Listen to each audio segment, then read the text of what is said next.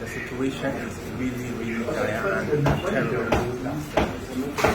Okay, can you say about your experience? Please. Well, my experience is really terrible. I mean, you can see I just finished shedding tears of joy that I'm feeling. I mean, I have returned back and I'm going to be reunited with my family very soon.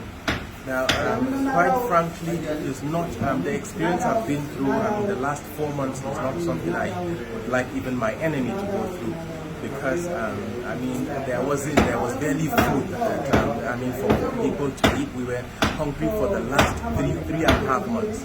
I mean, we were quite surprised in the last 2 weeks. We actually, I mean, they started bringing food stuff that we ate, and we were actually okay in the last 2 weeks. But then for the first 3.5 months, we were actually very, very, very hungry. And when I say very hungry, this is an understatement. I mean, there were days that we go, I mean, just eating once. We ate once on certain days.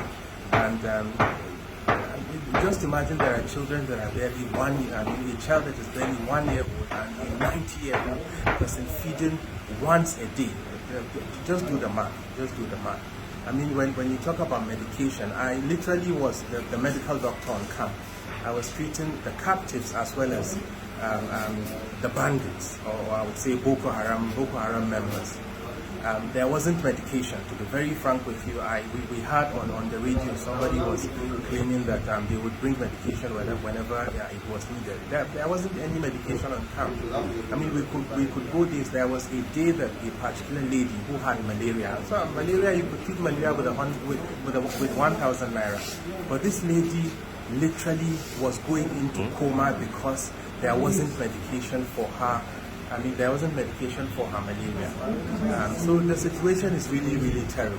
Really, really terrible. Any molestation, beating? Well, I personally did not experience any molestation, but then some women on camp claimed that there were attempts at molestation. But I personally did not experience this, and this happened in the first 1 to 2 weeks after we were held captive. Your final advice to the federal government regarding the condition of the remaining captives? Well, I would like to call on the government to do whatever is necessary to rescue these people, because these people are in a very terrible situation, very terrible. They're very hungry. There is no medication. I mean, when we left